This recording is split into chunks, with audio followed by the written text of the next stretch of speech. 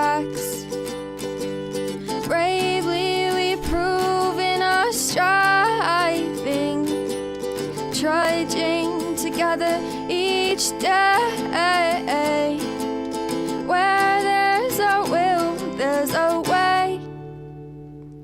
The views and opinions expressed on Trudging Together are solely those of the host, co-host, and our guests.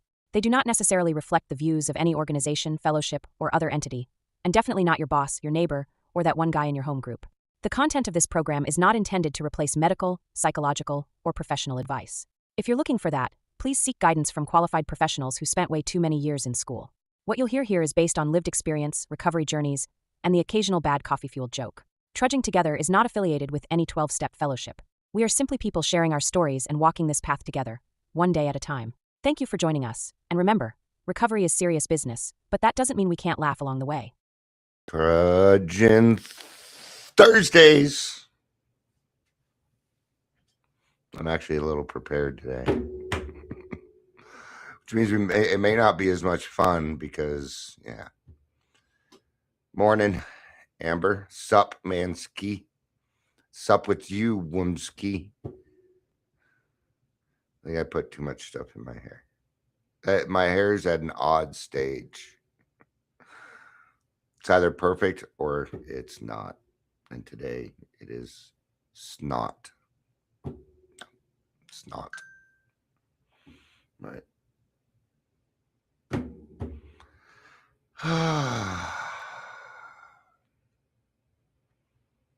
Making some progress.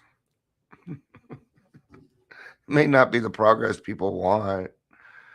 I spent my day yesterday flipping tables.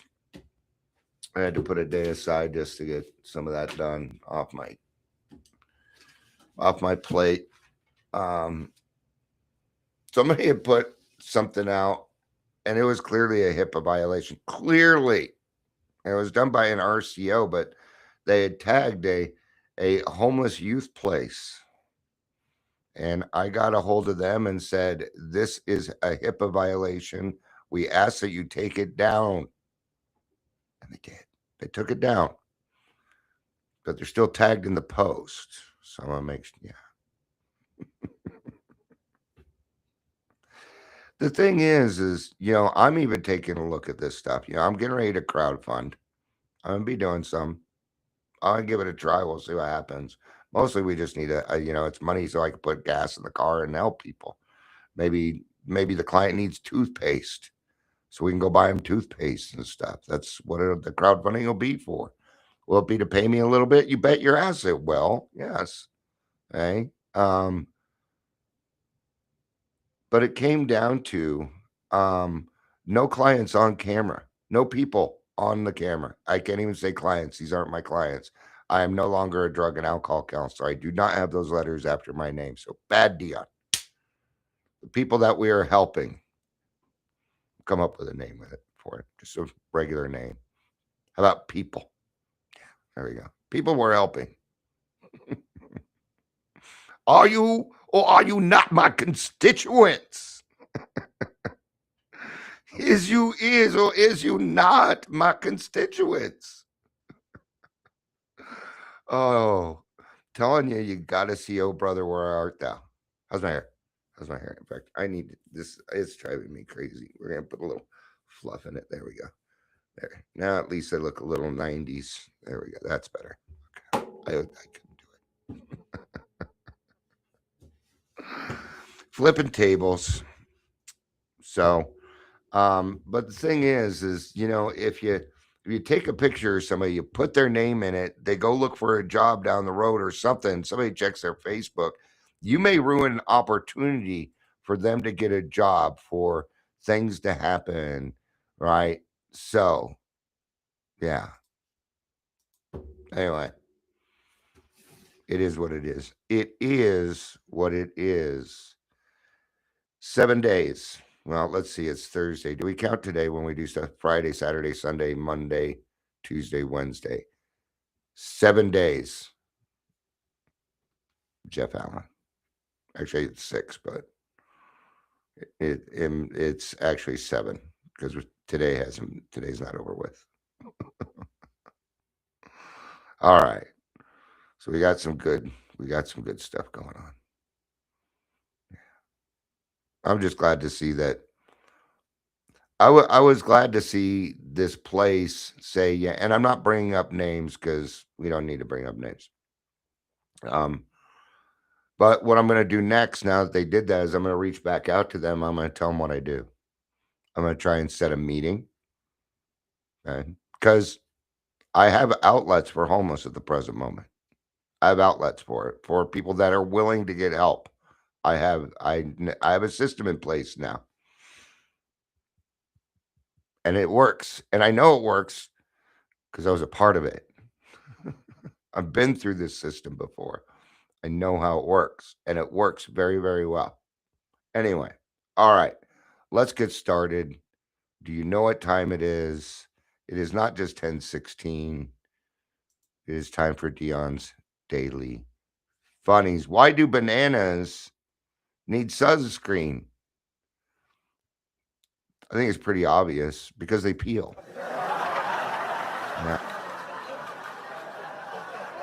Yeah. I don't trust stairs. There's always something up with them. There's always something up with them. The crowd obviously needs a little bit more coffee. The rotation of the earth really makes my day. Man. What kind of fish is made out of only 2 sodium atoms? 2 and A.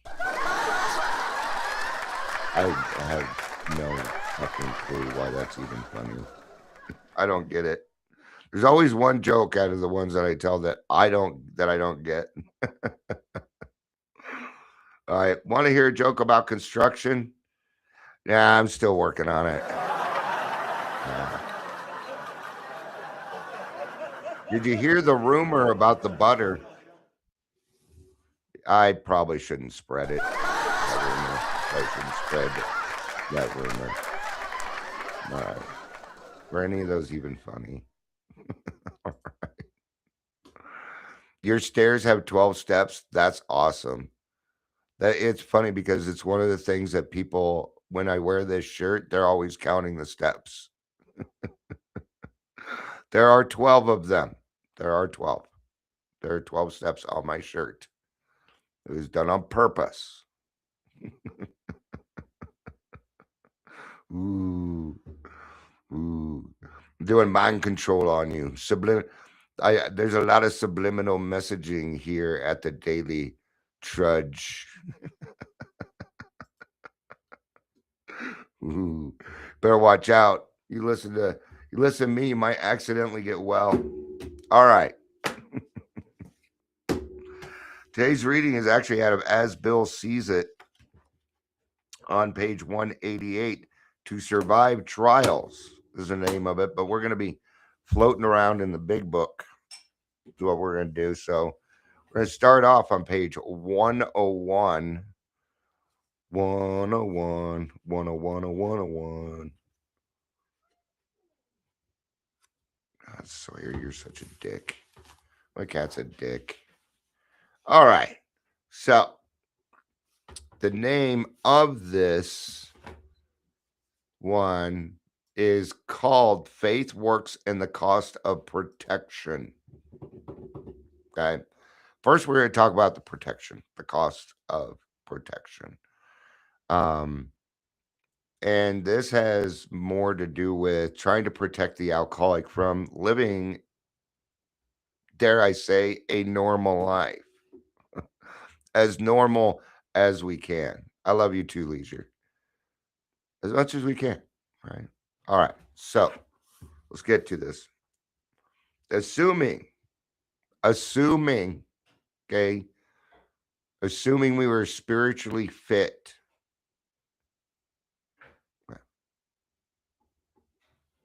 That's kind of a requirement. We got to be spiritually fit first.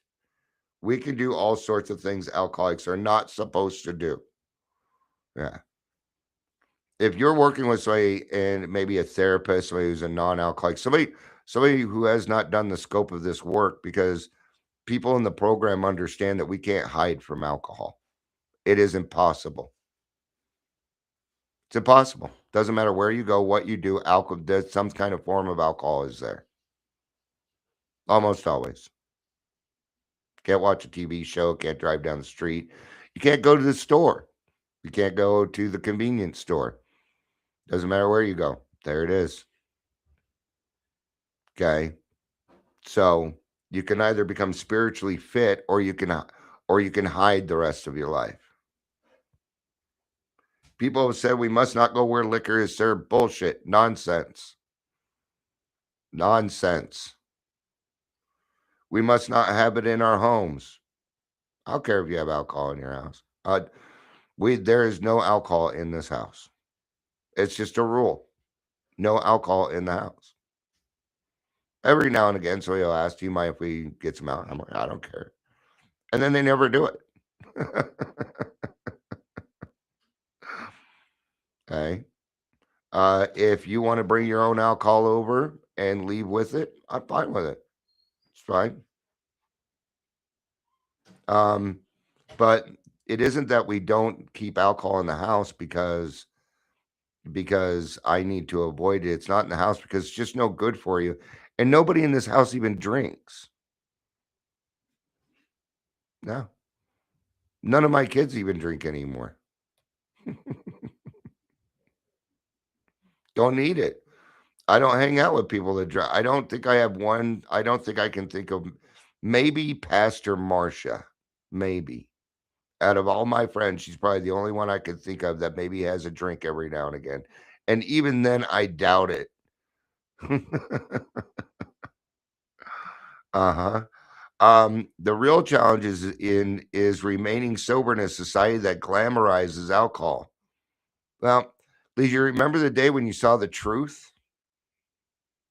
Yeah. See, we do get to a point where we're like, wow, this is really glamorized. This is really put in our faces. And then you go on with your day. Yeah. But I hear what you're saying. Alcohol kills more people than anything else. Alcohol is the number one killer. Yeah. And they spend millions and millions of dollars a year to advertise it to you. Alcohol is good for you in no form at all. There is no, it's good for cleaning things. All right. We must shun friends who drink. We must avoid moving pictures which show drinking scenes. I wouldn't even then I wouldn't be able to watch a Disney anymore. We must not go into bars. Our friends must hide their bottles if we go into their houses. We mustn't think or be reminded about alcohol at all. Our experience shows that this is not necessarily so. Okay. It's my experience. If I determine my day and what it is that I'm doing based upon alcohol, I still have an alcoholic mind. And I'm stealing that from the next sentence, from the next paragraph here. Right? I still have an alcoholic mind. Right? We meet these conditions every day. An alcoholic who cannot meet them still has an alcoholic mind. There is something the matter with his spiritual status. That's almost what it always comes down to. It is your spiritual status. Do you have courage that God is going to keep you protected? Do you have that courage? If not, work on getting it. You need to be free to go anywhere in this world. If this was the case, doing 12-step calls would be impossible for you because that person's not only going to be drunk, they're going to be drinking in front of you. They may even offer you. I've been on 12-step calls where they offered, oh, you want to drink with me? Because really all they wanted was company. I've been on several 12-step calls where it was just a lonely heart, man. And we stuck around because maybe it saved their life for that day, and that's what matters. Right? There's several times we didn't take them to detox, get them sober. But you know what? I was still sober. And if I wasn't free to be able to go do that, then I wouldn't be able to carry the message either. All right. Yay. We are doing a podcast tomorrow. About time I got somebody to book, tell their story. Jeebus criminy. My friend Tony is going to tell his story. I think it's going to be awesome. And he's one of those guys that he's like, yeah, it'll be all right. I do okay. No, it's going to be good. I already know it. I'm glad I'm getting one in before Jeff Allen. I need a little bit of practice. All right. Anyway, still has it. There's something the matter with his spiritual status. His only chance for sobriety would be someplace like the Greenland ice cap. Well, no, I was about to make a very bad joke. Stop, Dion. Stop. Okay. I'm sure you guys can figure it out because I said Greenland. Ice cap, and even there, an Eskimo might turn up with a bottle of scotch and ruin everything. Ask any woman who sent her husband to a distant place on theory he would escape the alcohol problem. I know when you're escaping. I know when you're trying to escape. Right? It is our belief, in our belief, any scheme of combating alcoholism which proposes to shield the sick man from temptation is doomed to failure. I'll tell you what's going to happen. You're going to wind up with a bigger explosion, is what's going to happen. Why? Oh, because not only are they not allowed to have alcohol now, they're not allowed to have anything. They don't even get to leave the house. What you've done is you've made a lonely person lonelier. Yeah. It's what you've done. This stuff can lead to suicide. Keeping the alcoholic away. That's even worse. We already spent a life of not being a part of. We already had a whole life of not being a part of anything. Now we're going to separate ourselves more. No, we need the freedom to be able to go wherever we want, whenever we want. Yes, that's true freedom. Right? A few years back, they tried to pass a law in Colorado and there were people in recovery enforcing this. And I'll tell you why they were enforcing it, because they would have made money off of it. But see, they didn't care about anybody else. They only cared about their pocketbook.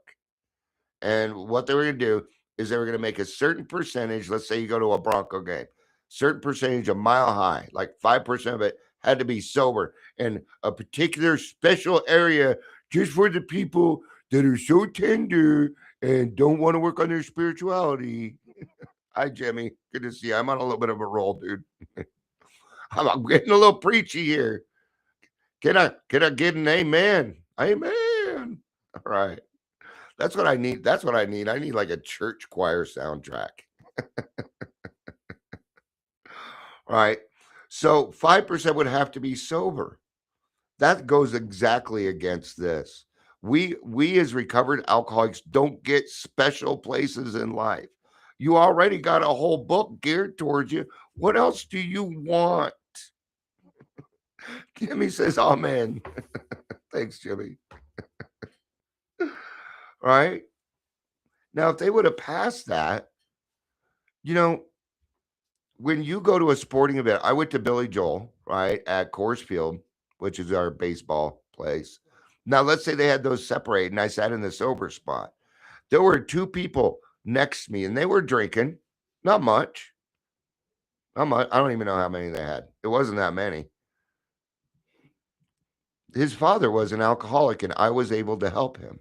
Now, if I would have been separated, I wouldn't have had that chance. Oh, no, I would have just been sitting over here in my comfort. Oh, look at me. I'm in my comfortable. Look, we're special over here. Always run around, try to get that attention. Right? Now, you got to understand the sacrificial spirit behind this. Okay. Okay. Now I'm gonna be honest with you about some things. Okay. Do I want the Daily Trudge to sooner or later be hugely popular? I do. And I temper that. It's not my decision. That part is not my decision. That is God's decision. I don't get to promote, right? That's why I'm excited about a bigger name coming on. I might, my 4 followers might increase to 8. All right. But if I focus on it being popular, then you know what's missing? The helping at least one person a day. That part would be left out because of that. And I'm I'm willing to sacrifice Dion's pride, but I am not willing to sacrifice helping others. That's the difference that we make. That's the changing in thinking. Okay. If an alcoholic tries to shield himself, he may succeed for a time, but he usually winds up with a bigger explosion than ever. We have tried these methods. These attempts to do the impossible have always failed. They've always failed. See, the people that went out there and tried to get this law passed, they didn't read this. And if they did read it, they didn't take it seriously. That's how I know. Don't sit don't sit around, don't sit there and do that stuff and tell me principles before personalities. You don't get to tout that if you are out there doing nefarious, crappy stuff. Sorry, but you don't get to say principles before personalities. Actually, according to Amendment 2, you absolutely do get to say that. But you're going to sound like an idiot because people know. So go ahead and say it. Go for it. Your choice. All right. So our rule is not to avoid a place where there is drinking if we have a legitimate reason for being there. That could just be even eating dinner. It could be maybe it's a quinceanera. Of course, there's 16. Maybe there probably shouldn't be much drinking. There's a lot. I've been to a few quinceaneras. A lot of drinking. I was sober at the time too. Yeah. I was 23, 24. Anyway. All right. So if we have a legitimate reason for being there, that includes bars, nightclubs, dances, receptions, weddings, and even plain ordinary whoopee parties. Whoopee. Woo. To a person who has had experience with an alcoholic, this may seem like tempting providence, but it isn't. Not only that, but then what happens? Well, you go out, right? You go out into the world, and there was drinking. You weren't tempted. You go home. You wake up in the morning, and you're grateful. Now you have more courage. Now you have more courage. So now we're going to talk about faith without works. Right? That is the wrong place. We got to go to page 14 in the big book, which is Bill's story. All right. And then we'll be hopping to page 53. So we're right in the middle of the story. I'm going to start at the top of page 14, just so we can have a little bit more information on what we're talking about. So what had happened is this is after Ebby showed up and talked to Bill, and he had his sudden revolutionary spiritual experience. It was a sudden upheaval of emotions. He was displaced. His roots grasped new soil. Kind of get you up a little bit. All right. Darn it. That's going to sound weird. My friend promised that when these things were done, I would enter upon a new relationship with my creator, that I would have the elements of a way of living which answered all of my problems. Belief in the power of God, plus enough willingness, honesty, and humility to establish and maintain the new order of things were the essential requirements. Simple, but not easy. A price had to be paid. It meant the destruction of self-centeredness. I must turn in all things to the Father of light who presides over us all. And that would be step 3, right? These were revolutionary, drastic proposals, but the moment I fully accepted them, the effect was electric. Boogie, woogie, woogie.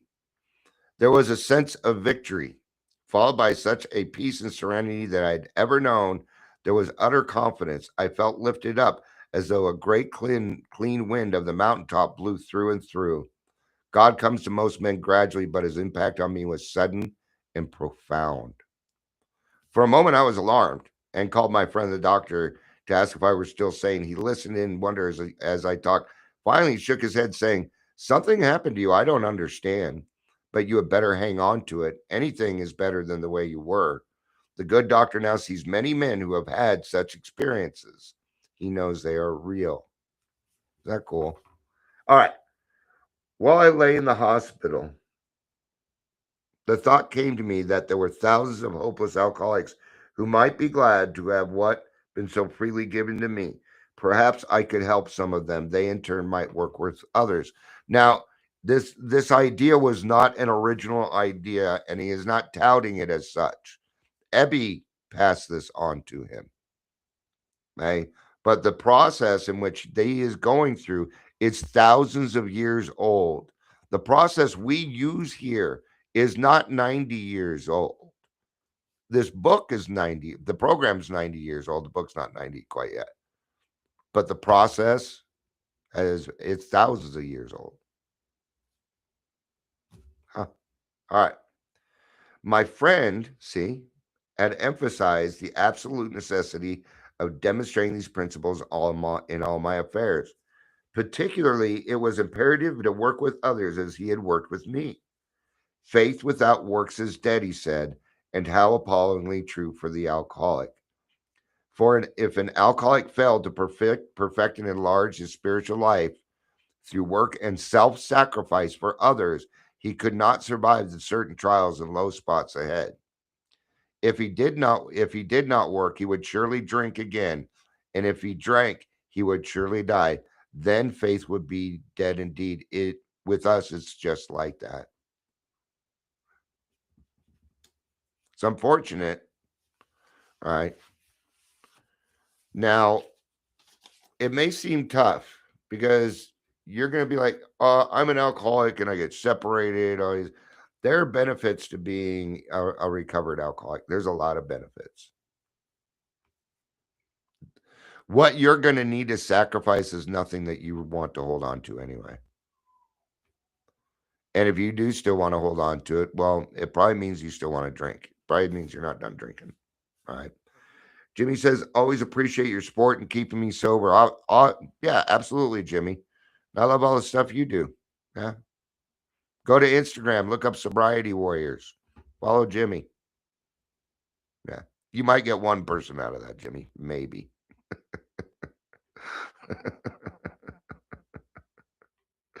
All right. All right. Well, yeah. See, I don't know if stuff actually happens if I say, hey, go check this out. I don't know if it actually happens. So, but I hope you get at least one more person out of that plug.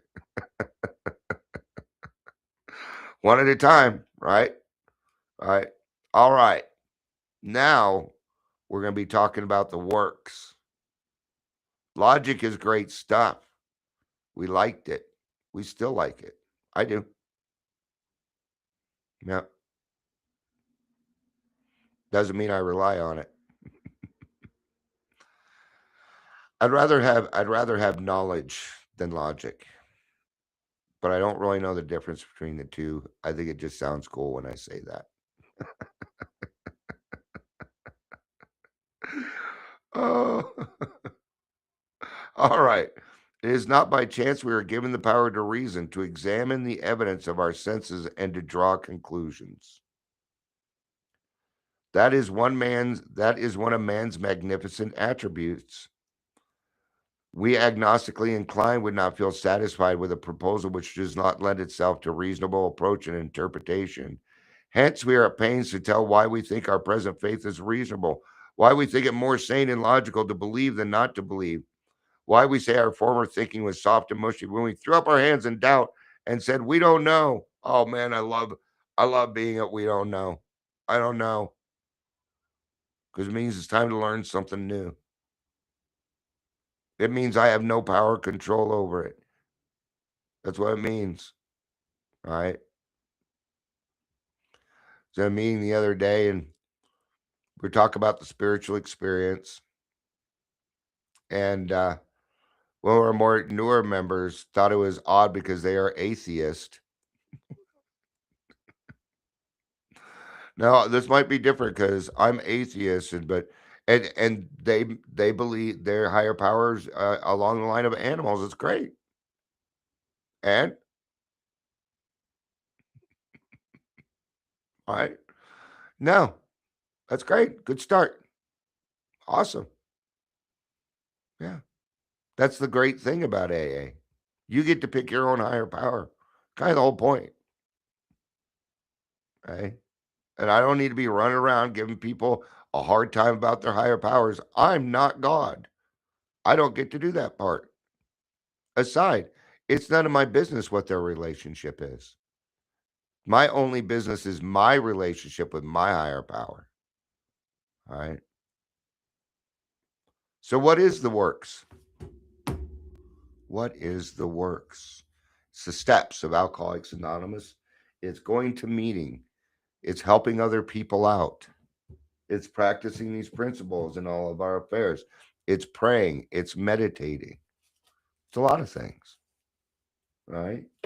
The point is keep it simple, all right? Keep it simple. So, all right, that's going to be it for this one. I know only 32 minutes, a little shorter than my usual stuff, but I don't really have much more to say on it. I think we got it covered. So, thank you everybody for being here. I appreciate it. I love you. You know I do. Peace out. And keep on trudging.